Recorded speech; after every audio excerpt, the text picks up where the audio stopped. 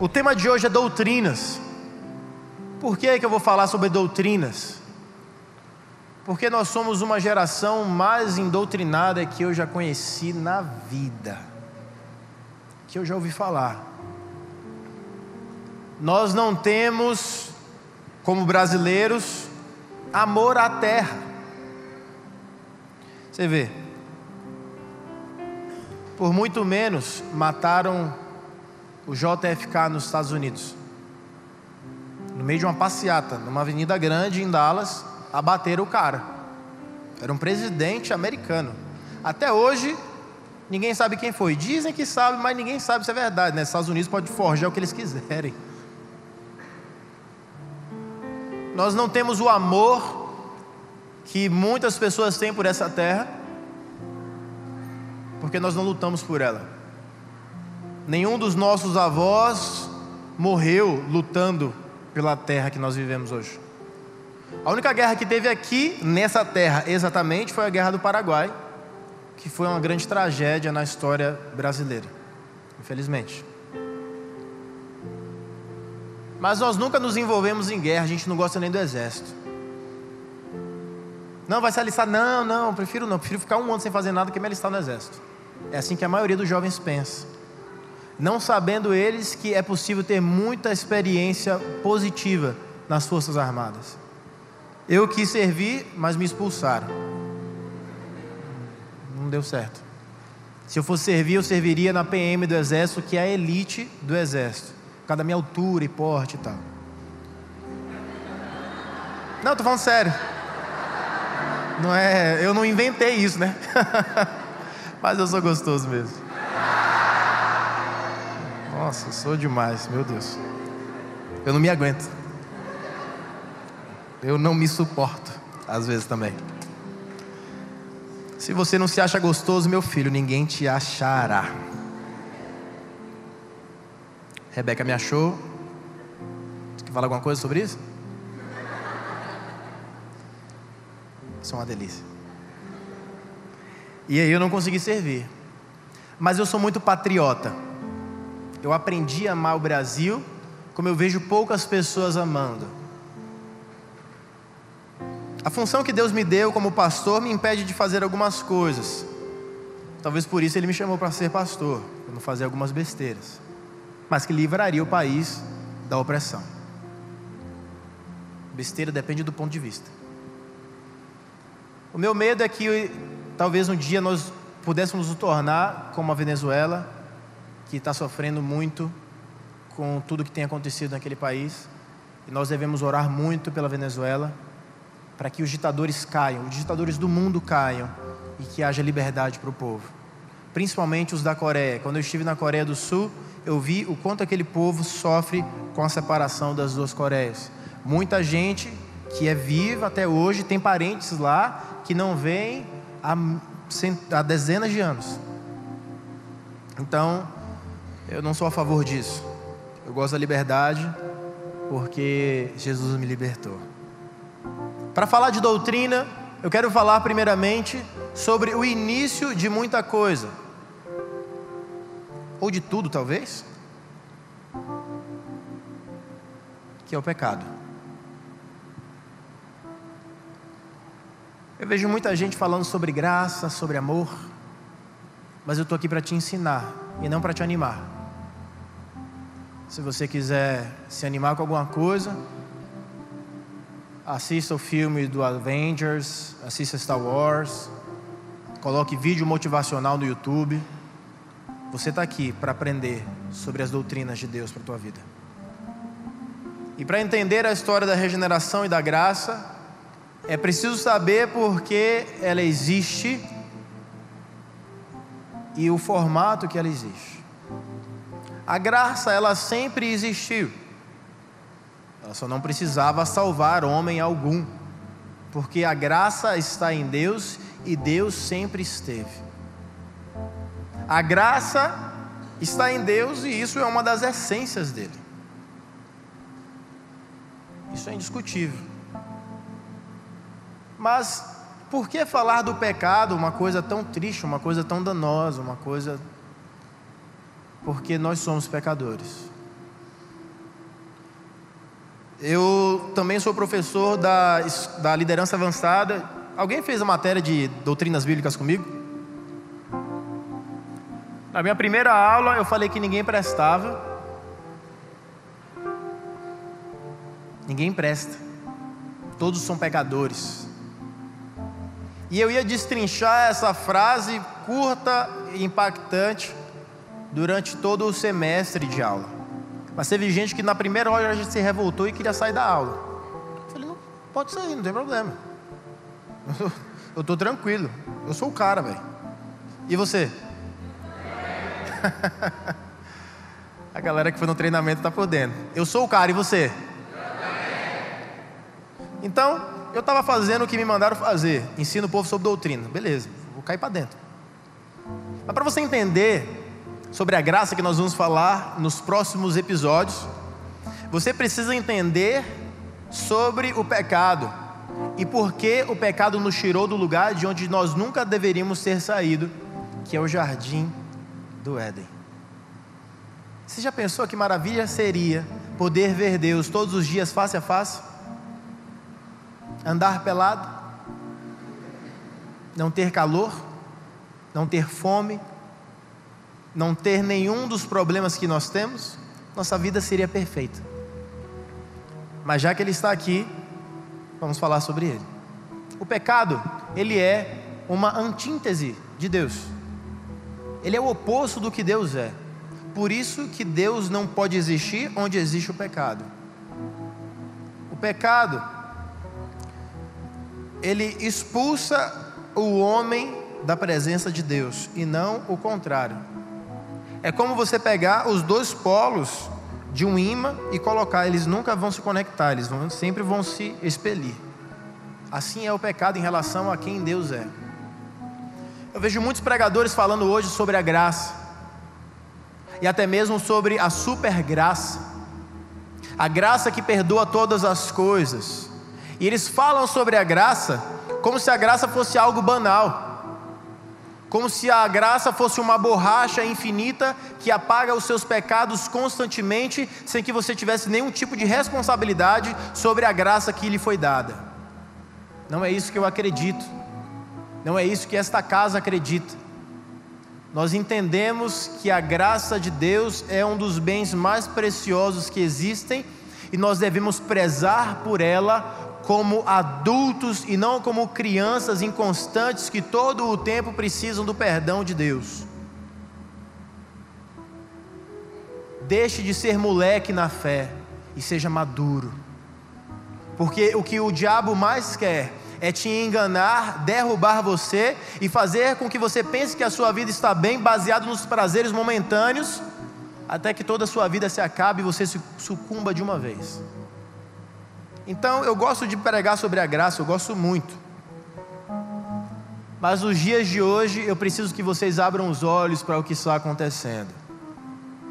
Existem muitos cristãos e pregadores inescrupulosos que falam da graça como se fosse banal a ponto de ser usado o tempo inteiro. Nós estamos numa cultura do lavou está novo. Mas na minha cultura só se é lavado uma vez pelo sangue de Cristo. O sangue de Cristo não é uma torneira que está aberta o tempo inteiro para você se lavar. Vá com calma. Eu queria abrir a Bíblia com você em Romanos, no capítulo 3, versículo 23. Se anime, é a palavra de Deus.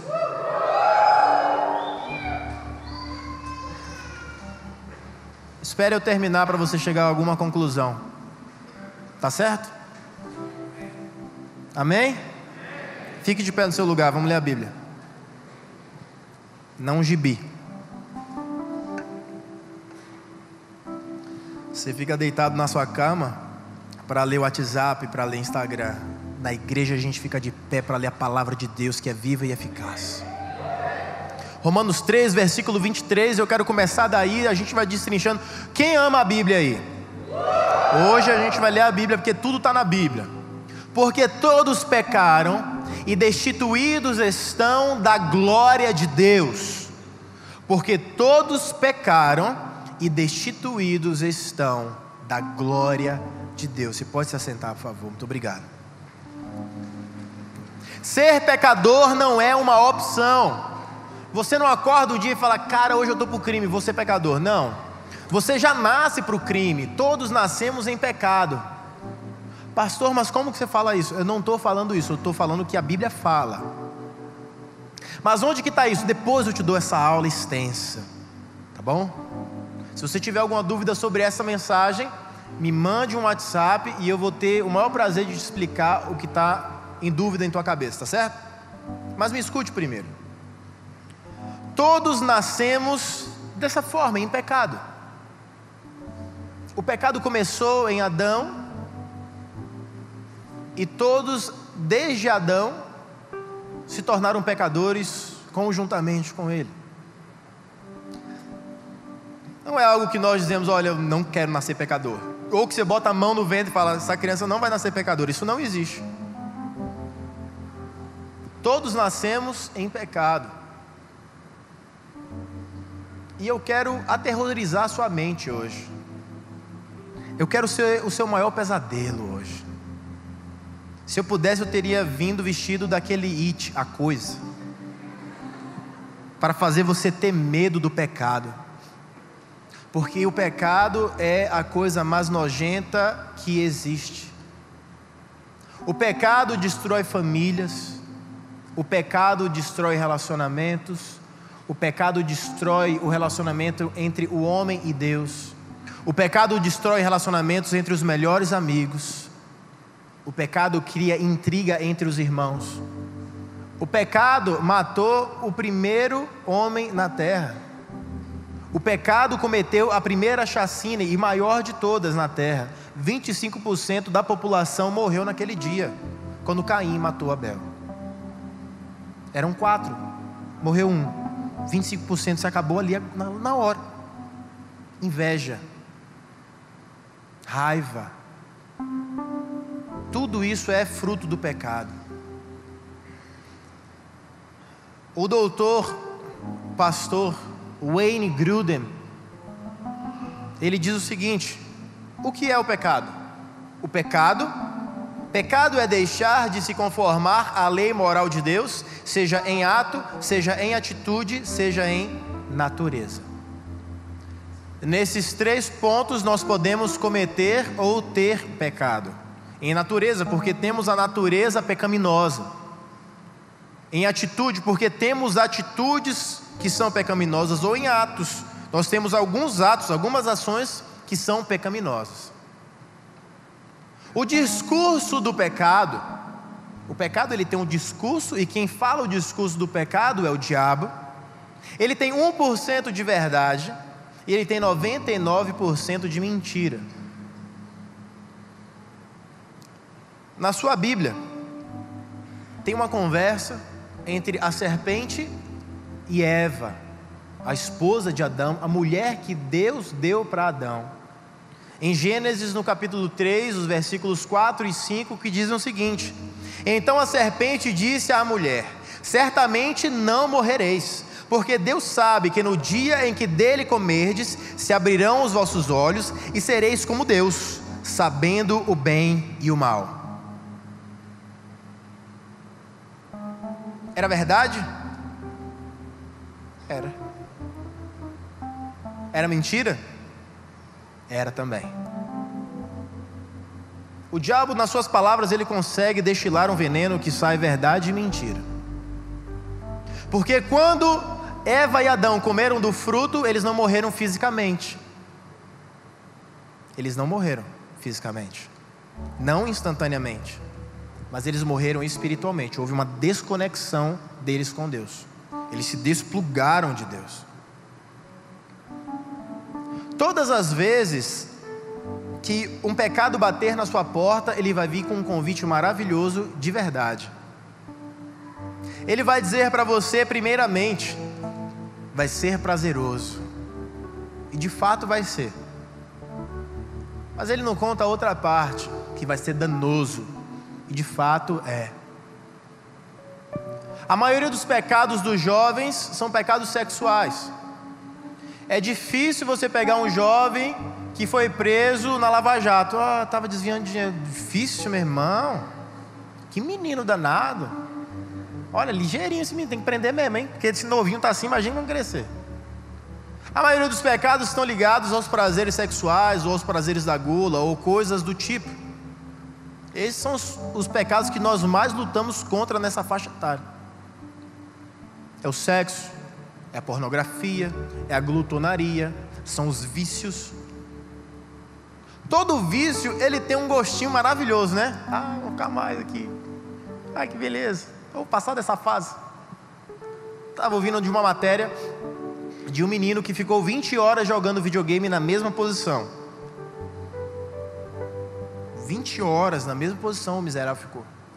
E saiu carregado pela ambulância.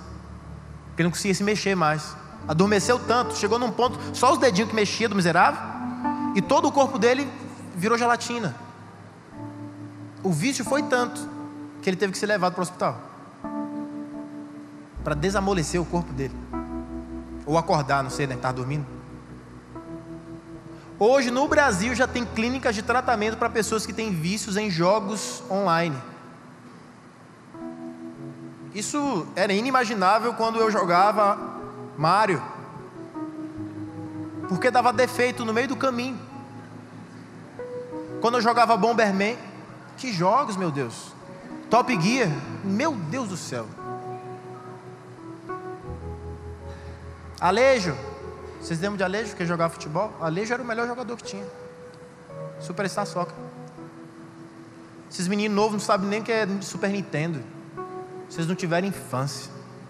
Vocês só nasceram.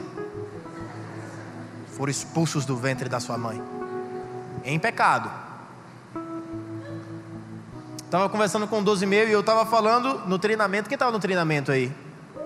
Eu estava falando no treinamento que, dando as diretrizes sobre o verão Jesus, ele falou assim: pastor, o senhor estava falando, nós vamos orar, e o povo, nós vamos ler a Bíblia, fazer exercício, e todo mundo vai se manter em santidade, não quero ninguém se masturbando. O povo,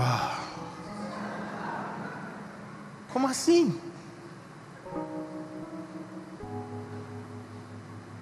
O pecado, ele chega com esse discurso maravilhoso: vai ser prazeroso, mas só essa vez.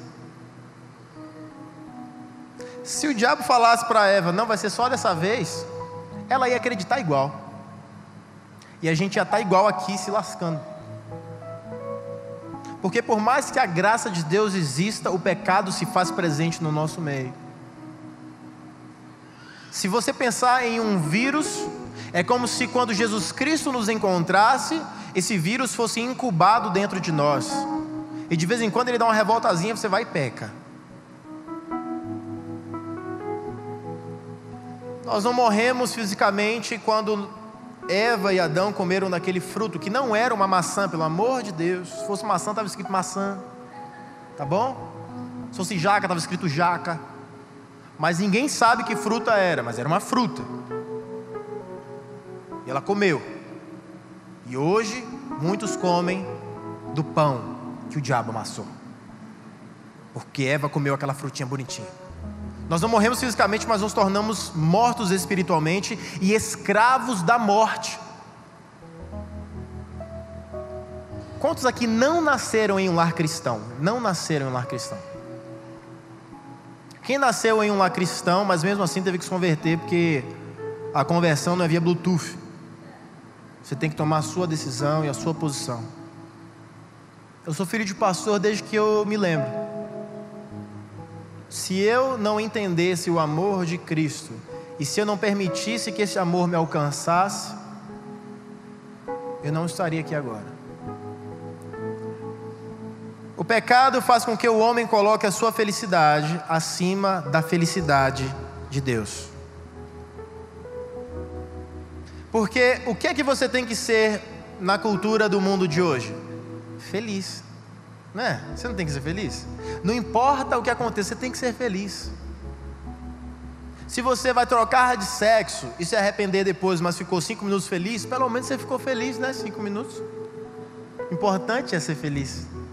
Se você usa a droga a ponto de você perder tudo aquilo que você tem, pelo menos você encontrou felicidade em alguns segundos da sua vida.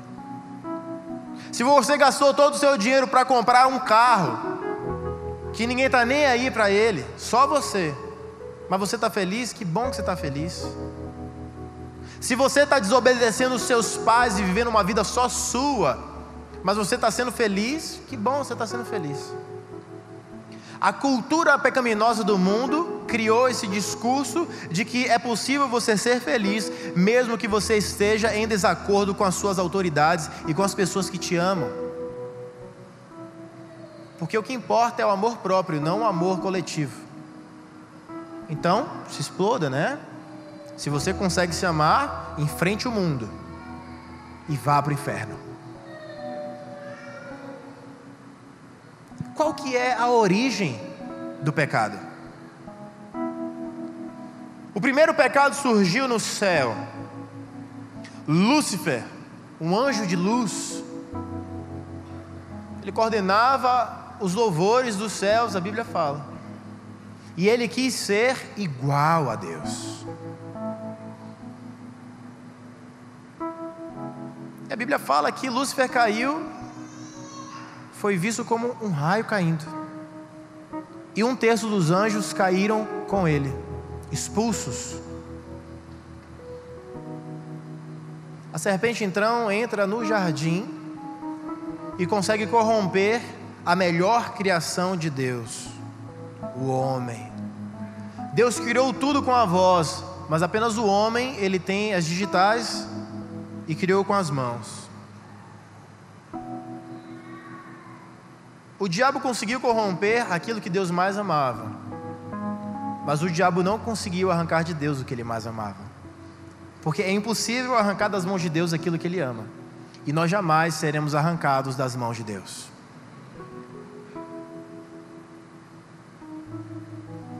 Os homens, eles são culpados pela decisão que fizeram. Eu preciso que você entenda algo, principalmente você que usa a internet, todos. Deus não tem culpa do pecado da humanidade. Quem tomou a decisão deliberadamente foi Eva e Adão, respectivamente. Deus não tem culpa do pecado. Deus não criou o pecado. E nós não vamos entrar em outras questões ou debates que não levem você a entender o que você precisa entender sobre a doutrina do pecado. Mas Deus, ele não é culpado. A culpa é 100% e unicamente do homem. Deus já havia dito: não coma daquele fruto. E a Bíblia relata uma vez. Eu já falei isso antes. Se ele tivesse falado meia, já era o suficiente. A graça, ela surgiu antes da fundação do mundo, para combater algo que viria após a queda do homem. Deus é perfeito em tudo o que Ele faz. E Deus deu a graça para muitos, não para todos. Não a graça salvadora. A graça comum vem para todos. A graça salvadora para alguns. E Ele deu a graça salvadora para alguns. E alguns pegaram essa graça salvadora e fizeram uma religião, acreditando que era a religião quem salvava, as práticas religiosas quem iria salvar ou manter a salvação do homem. Outros fizeram da graça um templo. Outros que entenderam a graça, fizeram da graça a igreja. E nós somos a igreja de Cristo, porque nós entendemos a graça como ela é. Acredito eu, e tenho certeza que não completamente, mas o que já entendemos sobre a graça é o suficiente para que vivamos as boas novas do nosso Senhor. E quais são as consequências do pecado? Então você diga: pastor, esse negócio de pecado, fala, vai para o último final, assim, o que acontece? Consequências do pecado. Nós temos algumas heranças que trouxemos com o pecado. A primeira, a culpa. Eu tenho certeza que uma coisa que você mais não consegue lidar é com a culpa. Você tem mais problema é com culpa. A culpa é um negócio horrível, corrói a gente por dentro. É terrível. Em Romanos, no capítulo 5, versículo 12 até o versículo 21, não vou ler todo, diz o seguinte: